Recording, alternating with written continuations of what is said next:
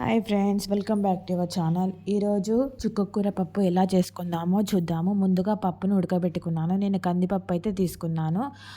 ఆ తర్వాత ఆ చుక్కకూర అనేది ఇలా కట్ చేసి వాటర్లో 2-3 టైమ్స్ వాష్ చేసుకున్నాను. చుక్కకూర హెల్త్కి చాలా మంచిది. నేను కందిపప్పు తీసుకున్నాను. కందిపప్పులో వేసి చేస్తున్నాను. ఈ వీడియో క్లిప్ అనేది రివర్స్ అయిపోయింది. నేను వీడియో ఇలా వస్తుందని చూసుకోలేదు. చూడండి, పప్పు అనేది ఉడికింది కదా, ఆ పప్పులో చుక్కకూర అనేది వేసుకుంటున్నాను. ఈ ఆకు అనేది పప్పులో బాగా ఉడకాలి. ఇలా ఉడికింది పప్పులో బాగా ఆకు అనేది. ఇందులో నేను రుచికి సరిపడా ఎండిన కారం కూడా వేసుకుంటున్నాను. పచ్చిమిరపకాయలు కూడా వేసి చేసుకోవచ్చు. కాకపోతే నేను ఎండిన కారం తీసుకున్నాను. 2 టేబుల్ స్పూన్ల కారం వేసుకుంటున్నాను.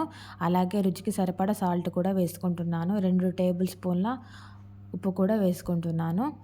ఇది బాగా కలుపుకోవాలి, బాగా మసలాలి. మసిలిన తర్వాత పక్కకు తీసేసి పెట్టుకున్నాను. ఆ తర్వాత ఉల్లిగడ్డలు, పచ్చిమిర్చి, వెల్లుల్లిపాయలు, కొత్తిమీర కట్ చేసి పెట్టుకున్నాను. ఒక బౌల్ పెట్టుకొని అందులో కర్రీకి సరిపడా ఆయిల్ వేసుకుంటున్నాను. 2 పావుల నూనె పోసుకున్నాను. అది బాగా వేడి అవ్వాలి. వేడి అయిన తర్వాత జీలకర్ర, ఆవాలు వేసుకుంటున్నాను. అవి చిటపట అవ్వాలి.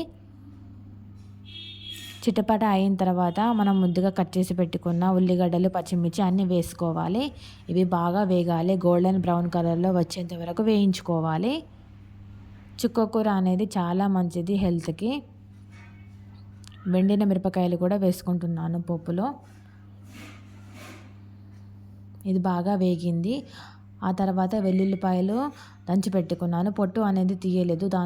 దానితోనే వేసాను. వెల్లుల్లిపాయలకున్న పొట్టుతోనే వెల్లుల్లిపాయలు వేసేసాను. ఇలా బాగుంటుంది టేస్ట్.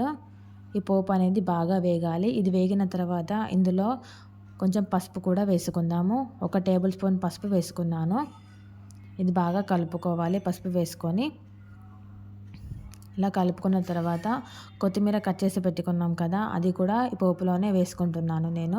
కరివేపాకు ఉంటే కరివేపాకు కూడా వేసుకోవచ్చు, బాగుంటుంది. కాకపోతే నా దగ్గర ఇప్పుడు అవైలబుల్గా లేదు కరివేపాకు, కొత్తిమీర మాత్రమే ఉంది. పోపు అనేది బాగా వేగింది. ముందుగా మసిలిన పప్పు అనేది ఈ పోపులోనే వేసుకుందాము. పప్పు అనేది ముందుగా మసిలింది కదా, అది మనము మూకుడులోకి షిఫ్ట్ చేసుకుందాము. మూకుడు అనేది చిన్నగా ఉంది కాబట్టి తర్వాత మళ్ళీ గంజిలోని షిఫ్ట్ చేసుకున్నాను. ఇలా సింపుల్గా చుక్కకూర పప్పు అనేది ఇలా సింపుల్గా నేనైతే నా పద్ధతిలో ఇలా చేశాను, మీకైతే చూపించాను. మీకు కనుక మా ఛానల్ నచ్చినట్లయితే సబ్స్క్రైబ్ చేయండి. Nihaswika Vishwadika vlogs. Boy friends. ఎలా ఉందో కామెంట్ చేయండి.